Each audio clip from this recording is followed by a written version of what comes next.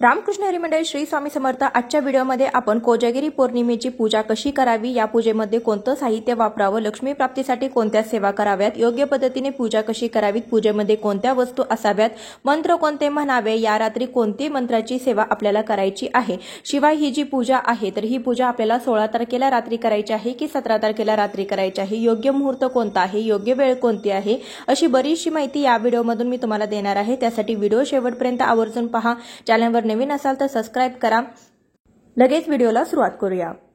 हिंदू दिनदर्शिकेनुसार दरवर्षी अश्विन महिन्यातील पौर्णिमेला कोजागिरी पौर्णिमा साजरी केली जाते। यावर्षी पौर्णिमा तिथी 16 ऑक्टोबर 2024 रोजी रात्री 8:40 सुरू होत आहे, जी दुसऱ्या दिवशी 17 ऑक्टोबर 2024 रोजी 4:55 समाप्त होणार आहे।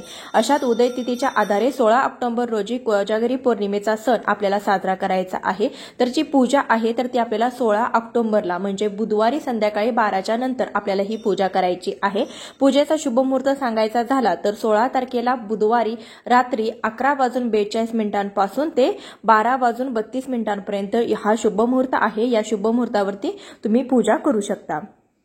या दिवशी गणेश, लक्ष्मी, विष्णू, चंद्र, इंद्र, कुबेर यांची पूजा केली जाते। गणपती आणि लक्ष्मीची मूर्ती मी घेतलेली आहे। विष्णू आणि कुबेर म्हणून एक सुपारी घ्यायची आहे। चंद्रदेवतांची म्हणून आपण कलश स्थापना करणार आहोत। कलशात घालण्यासाठी एक सुपारी, एक नाणं घ्यायचं आहे। शंख, श्रीयंत्र, कवड्या घ्यायच्या आहेत। 5 फळांचा नैवेद्य घ्यायचा आहे। दूध साखरेचा नैवेद्य घ्यायचा आहे। आटवलेल्या दुधाचा नैवेद्य घेऊ शकता। त्यानंतर लाह्याचा नैवेद्य घेऊ शकता। गणपतीसाठी गुळ खोबऱ्याचा नैवेद्य घ्यायचा आहे। हळदी कुंकू, अक्षता, तुपाचं निरांजन, धूप, कापूर, त्यानंतर लक्ष्मीचा फोटो, त्यानंतर 5 आंब्याची पाने, फुले घ्यायची आहेत। गंगाजल घ्यायचं आहे। लाल किंवा पांढरं वस्त्र आपल्याला घ्यायचं आहे। या व्यतिरिक्त साहित्य तुम्हाला पुढे पूजेमध्ये दिसणारच आहे। सर्वात आधी आपण एका फुलाच्या मदतीने गंगाजल आपण संपूर्ण साहित्यावरती शिंपाडून घ्यायचं आहे। त्यानंतर आपण जिथे पूजा मांडणार आहोत तिथे देखील गंगाजल शिंपाडून घ्यायचं, ती जागा स्वच्छ करून घ्यायची आहे। त्यावरती रांगोळीने स्वस्तिक हे चिन्ह काढून घ्यायचं किंवा लक्ष्मीची पावले काढू शकता। त्यानंतर रांगोळीवरती हळदी कुंकू व्हायचं आहे, अक्षता व्हायच्या आहेत, एक फूल व्हायचं आहे, भूमिपूजन करायचं आहे, नमस्कार करायचा आहे आणि त्यानंतर आपण या पूजेला सुरुवात करणार आहोत। पाट किंवा चौरंग मांडायचा आहे, त्यावरती लाल किंवा आपण पांढरं वस्त्र अंथरू शकता आणि त्यानंतर पूजेला सुरुवात करायची। सर्वात आधी दिवा लावून घ्यायचा। दिवा लावण्यासाठी थोड्याशा अक्षदाचं आसन द्यायचं, त्यावरती हळदी कुंकू व्हायचं आहे आणि त्यावरती आपण निरांजन किंवा आपण समई प्रज्वलित करायची आहे। कोजागिरी पौर्णिमेच्या रात्री लक्ष्मीची मनोभावे सेवा केल्याने आपल्या घरामध्ये अखंड लक्ष्मी प्राप्ती होते। घरामध्ये पैशाची कधीही कमतरता भासत नाही। त्यासाठी या दिवशी लक्ष्मीला प्रिय अशा वस्तूंचा आपण पूजेमध्ये वापर करायचा आहे। या दिवशी शक्यतो तुपाचं निरांजन लावण्याचा प्रयत्न करावा। तुपाचं निरांजन असेल तर त्यामध्ये फुलवात घालावी, तेलाचं असेल तर त्यामध्ये जोडवात घालावी। त्यानंतर आपण दिव्याला हळदी कुंकू वाहिलेलं आहे, अक्षता वाहिलेल्या आहेत, फूल वाहिलेलं आहे, दिव्याला नमस्कार करून घ्यायचा। त्यानंतर स्वतःला आपल्याला हळदी कुंकू लावून घ्यायचं आहे आणि त्यानंतरच पूजेला सुरुवात करायची आहे।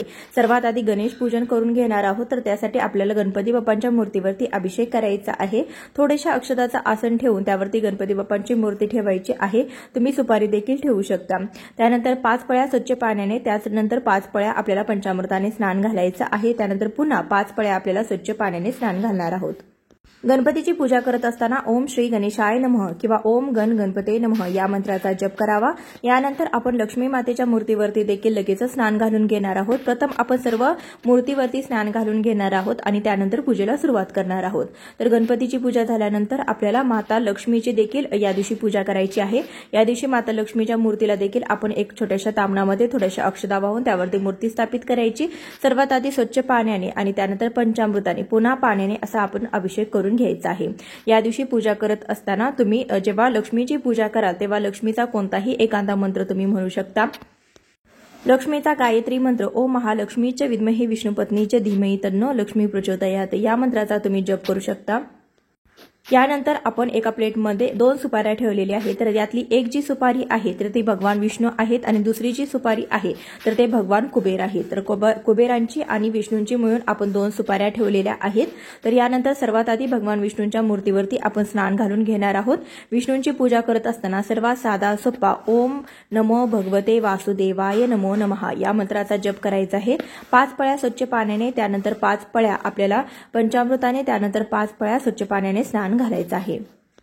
यानंतर भगवान कुबेर स्वरूप जी सुपारी ठेवलेली आहे त्या मूर्तीवर देखील स्नान घालून घेऊया। पहिल्यांदा स्वच्छ पाण्याने, त्यानंतर पंचामृताने, पुन्हा पाण्याने स्वच्छ स्नान घालून घ्यायचं आहे। भगवान कुबेरांची पूजा करत असताना आपल्याला ओम श्री कुबेराय नमः या मंत्राचा जप करायचा आहे। ही पूजा मांडणी आहे ती रात्री 12 नंतर आपल्याला ही करायची आहे। तर त्यासाठी सांगितलेले 11:30 पर्यंत तुम्ही सर्व साहित्य गोळा करून ठेवू शकता आणि त्यानंतर हातपाय तोंड स्वच्छ धुवून त्यानंतर तुम्ही ही पूजा मांडणीला सुरुवात करू शकता आणि 12 नंतर तुमच्या ज्या काही सेवा आहेत तर त्या सेवा तुम्ही करू शकता। तर बघा इथे मी लक्ष्मीचा फोटो घेतलेला आहे। तर थोड्याशा अक्षदांचं आसन ठेवायचं आहे आणि त्यावरती हळदी कुंकू व्हायचं। त्यानंतर फोटोला देखील आपण स्नान घालून घ्यायचे। तर फोटोला स्नान कसं घालायचं, फुलाच्या मदतीने पहिल्यांदा स्वच्छ पाणी शिंपडून घ्यायचं, त्यानंतर पंचामृत, त्यानंतर पुन्हा पाणी शिंपडून घ्यायचं, त्यानंतर फोटो कोरड्या कपड्याने स्वच्छ करून घ्यायचा। तर हळदीमध्ये थोडंसं दूध मिसळून ते मी हळद ओली करून घेतलेली आहे आणि त्यानंतर त्या ओली हळद आपण माता लक्ष्मीच्या फोटोवरती लावून घेतलेली आहेत। हाताला, पायाला, डोक्याला लावायचं आहे। शेजारी 2 गजलक्ष्मी देखील आहे, त्यांना देखील आपण लावायचं आहे। त्यानंतर कुंकू लावायचं आहे। यानंतर फोटो अक्षदांच्या आसनावरती ठेवायचा आहे। त्यानंतर हळदी कुंकू, अक्षदा, फूल व्हायचं आहे। अशी लक्ष्मी मातेची आपण पूजा करून घेणार आहोत। यानंतर आपण इंद्रदेवाची पूजा करून घेणार आहोत। त्यासाठी थोडंशा अक्षदांचं आसन ठेवायचं आहे, त्यावरती हळदी कुंकू व्हायचं आहे। इंद्रदेव म्हणून आपण कलशाची स्थापना करणार आहोत। तर या कलशाला आपल्याला गजरा, वेणी असं काहीही घालायचं नाही, कारण की इंद्रदेव म्हणून आपण या कलशाची स्थापना करणार आहोत। त्यासाठी स्वच्छ आपल्याला कलश घ्यायचा आहे, त्यावरती आपल्याला ओल्या कुंकवाने स्वस्तिक हे चिन्ह काढून घ्यायचं आहे। शेजारी आपल्याला 5 हळदी कुंकवाचे नाम देखील ओढायचे आहेत। कोजागिरी पौर्णिमेला धर्मशास्त्रामध्ये विशेष महत्त्व आहे। अश्विन महिन्यात शरद पौर्णिमा म्हणजेच कोजागिरी पौर्णिमा साजरी केली जाते। कोजागिरी पौर्णिमेच्या रात्री चंद्र पृथ्वीच्या अगदी जवळ असतो आणि या रात्री चंद्राच्या शीतल प्रकाशातून अमृत वर्षाव होतो असं मानलं जातं की त्यामुळे कोजागिरी रात्री खीर चांदण्यामध्ये किंवा चंद्रप्रकाशामध्ये ठेवली जाते। त्यावर चंद्रकिरण पडल्यामुळे ती खीर प्रसाद म्हणून खाल्ली जाते। यामुळे आपल्यामध्ये जे काही असलेले दोष, त्यानंतर आपल्यामध्ये जे काही आजारपण असेल तर ते देखील दूर होतं। त्यामुळे लक्ष्मीचा आशीर्वाद देखील मिळतो। शरद पौर्णिमेच्या रात्री लक्ष्मी मातेची पूजा केली जाते। घर स्वच्छ, सुंदर, प्रसन्न ठेवलं जातं। या रात्री लक्ष्मी घरी येऊन आपलं घर ऐश्वर्यानं भरून टाकते असं देखील म्हटलं जातं। कलशाच्या गळ्यापर्यंत येईल इतपत आपल्याला पाणी भरून घ्यायचं आहे। त्यामध्ये हळदी, कुंकू, थोड्याशा अक्षदा, 1 सुपारी, 1 रुपयाचं नाणं, त्यानंतर आपल्याला 1 फूल व्हायचं आहे आणि आंब्याची 5 पाने आपल्याला त्यावरती ठेवायची आहेत। यावरती आपल्याला नारळ ठेवायचा नाही, कारण की इंद्रदेवाचं प्रतीक म्हणून आपण हा पाण्याने भरलेला कलश यांची पूजा केलेली आहे। कलशाला हळदी, कुंकू, अक्षदा आणि फूल वाहून घेतलेलं आहे। अशी आपण इंद्रदेवतांची पूजा केली आहे। इंद्रदेवतांची पूजा करत असताना ओम श्री इंद्रदेवताय नमः या मंत्राचा जप करावा। पौराणिक मान्यतेनुसार या दिवशी देवी लक्ष्मीचा जन्म झाला होता, त्यामुळे ही तिथी धनप्राप्तीसाठी सर्वोत्तम मानली जाते। या दिवशी भगवान विष्णू, धनाची देवी लक्ष्मी, 16 कलेचा चंद्राची पूजा केल्याने विविध वरदान प्राप्त होतात। इथे आपण 4 तांदळाच्या राशी घातलेल्या आहेत आणि 1 गोलाकार असा आपण चंद्रदेव बनवून घेतलेले आहेत। अक्षदांचा चंद्रदेव आपल्याला या दिवशी बनवायचा असतो। तर सर्व राशींवरती आपण हळदी कुंकू वाहिलेलं आहे। तर पहिली जी राशी आहे तर त्या तांदळाच्या राशीवरती गणपती बाप्पांची मूर्ती आपण स्थापित करणार आहोत। तुम्ही सुपारी देखील स्थापित करू शकता। गणपती बाप्पांना हळदी कुंकू अर्पण करायचं आहे, अक्षदा अर्पण करायच्या आहेत, फूल अर्पण करायचं आहे। अशी आपल्याला गणपती बाप्पांची पूजा करायची आहे। यानंतर दुसरी सुपारी आपल्याला स्थापित करायची आहे। तर दुसरी सुपारी भगवान विष्णू म्हणून आपण स्थापित करणार आहोत। त्यासाठी सर्वात आधी सुपारी ठेवायची, त्यानंतर सुपारीवरती हळदी कुंकू व्हायचं, त्यानंतर थोड्याशा अक्षदा व्हायचं आणि पिवळं फूल आपण भगवान विष्णूंना अर्पण करणार आहोत। गणपती बाप्पांना जास्वंदीचं किंवा लाल फूल अर्पण करायचं। ओम नमो भगवते वासुदेवाय नमो नमः या मंत्राचा जप करायचा। त्यानंतर तिसरी रास ठेवलेली आहे। तिसऱ्या राशीवरती आपल्याला माता लक्ष्मीची मूर्ती स्थापित करायची आहे। माता लक्ष्मीला हळदी कुंकू, अक्षदा, त्यानंतर लाल फूल अर्पण करायचं आहे। गुलाबाचं फूल तुम्ही या दिवशी अर्पण करू शकता।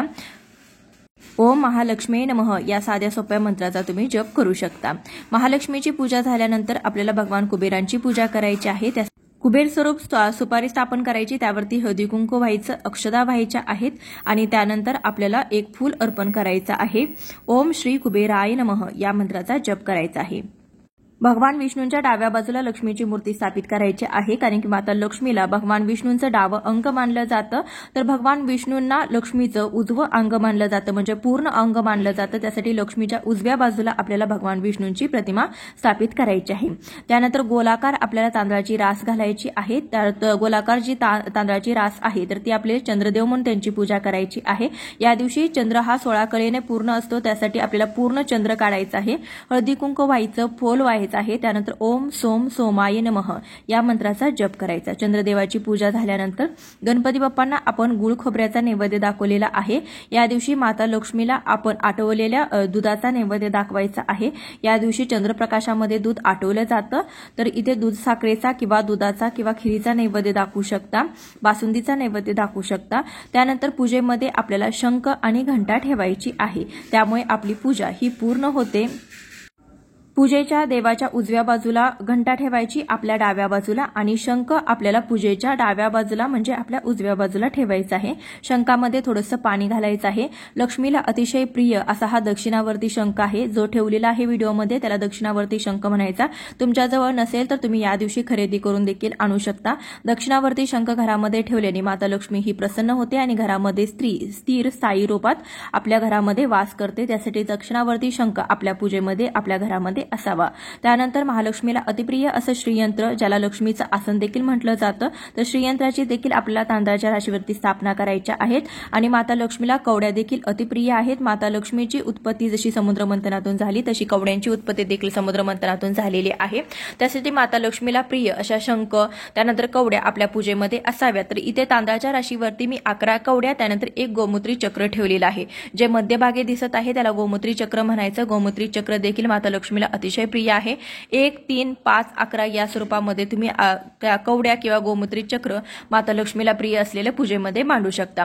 तुम्हाला खरेदी करायचं असेल तर या दिवशी तुम्ही खरेदी करून आणा, पंचामृताने स्नान घाला आणि त्यानंतर तुम्ही या पूजेमध्ये ठेवा आणि दररोज तुम्ही त्याची पूजा करू शकता। यानंतर आपल्याला सर्व देवी देवतांना फुलं अर्पण करायचं आहे, नैवेद्य दाखवायचा आहे। नैवेद्यामध्ये तुम्ही खिरीचा नैवेद्य दाखवू शकता, यानंतर तुम्ही बत्ताशाचा नैवेद्य दाखवू शकता, लाह्याचा नैवेद्य दाखवू शकता। तर इथे मी लाह्याचा आणि 5 फळांचा नैवेद्य दाखवलेला आहे। तर पाणी घ्यायचं आहे, पाणी 3 वेळा आपल्याला फिरवायचं आहे। अगोदर नैवेद्य ठेवायच्या अगोदर आपल्याला पाण्याने भरीव चौकोनी मंडळ करायचं, त्यावरती नैवेद्य ठेवायचा। तर 3 वेळा पाणी गोलाकार फिरवून घ्यायचं। नैवेद्यम समर्पयामी असं आपल्याला बोलायचं आहे। पूजेमध्ये आपण फक्त नैवेद्य नाही, नैवेद्यासोबत पाणी देखील आपण ठेवायचं आहे। यानंतर आपण आरती करून घ्यायची आहे। आरती करत असताना गणपती बाप्पांची आरती, भगवान विष्णूंची आरती, लक्ष्मीची आरती तुम्ही करू शकता। त्यानंतर धूप दीप ओवाळून घ्यायचा आहे। या दिवशी संध्याकाळी कापूर आपल्याला आवर्जून जाळायचा आहे। शास्त्रानुसार कोजागिरी पौर्णिमेची रात्र औषधी गुणयुक्त असते। या योगामध्ये ग्रहण करण्यात आलेल्या औषधांचा लवकर लाभ होतो। ज्या प्रकारे सूर्यप्रकाशाचा आपल्या आरोग्यावरती प्रभाव पडतो, ठीक त्याचप्रमाणे या पौर्णिमेला चंद्राच्या प्रभावाने आपल्याला आरोग्यदायी लाभ होतो। यामुळे काही काळ आकाशाखाली चंद्रप्रकाशामध्ये अवश्य बसावे, याने त्वचा उजळते आणि मनाला शांती मिळते। कोजागिरी पौर्णिमेच्या रात्री थोडा वेळ चंद्राकडे पाहावे, याने डोळ्याची शक्ती वाढते। कोजागिरी पौर्णिमेच्या रात्री महालक्ष्मीची पूजा करून महालक्ष्मी मंत्राचा कमळगट्टा माळेने 108 वेळा जप करावा। मंत्र असा आहे, ओम श्रीम ह्रीम श्रीम कमले कमलालये प्रसिद्ध श्रीम ह्रीम श्रीम ओम महालक्ष्मी नमः। याने सर्व आर्थिक अडचणी दूर होण्यास मदत होते। अशी आख्यायिका आहे की या दिवशी उत्तरात्री साक्षात लक्ष्मी चंद्रमंडळातून पृथ्वीवर उतरते व लक्ष्मी देवी येऊन संस्कृतमध्ये को जागरती म्हणजे कोण कोण जागा आहे असं विचारते, म्हणून या दिवसाला कोजागिरी पौर्णिमा असं म्हटलं जातं। यासाठी या दिवशी रात्री 12 वाजता महालक्ष्मीची पूजा केली जाते। कोजागिरी पौर्णिमेच्या रात्री अमृत वर्षाव होत असतो चंद्रकिरणातून, त्यासाठी आपण जी खीर चंद्रप्रकाशामध्ये आटवलेली आहे तर ती नैवेद्य म्हणून आपण लक्ष्मी मातेला अर्पण करायची आहे। अर्पण करत असताना आपल्याला एक प्रार्थना करायची आहे, ऋण रोगादि दारिद्र्यम अपमृत्युम भयम शोक मनस्ताप नाशयंतु मम सर्वदा। ही प्रार्थना आपल्याला म्हणायची आहे। आरोग्यविषयक जर आपल्याला काही अडचणी असतील तरी देखील त्या या मंत्राच्या पठणाने दूर होतात।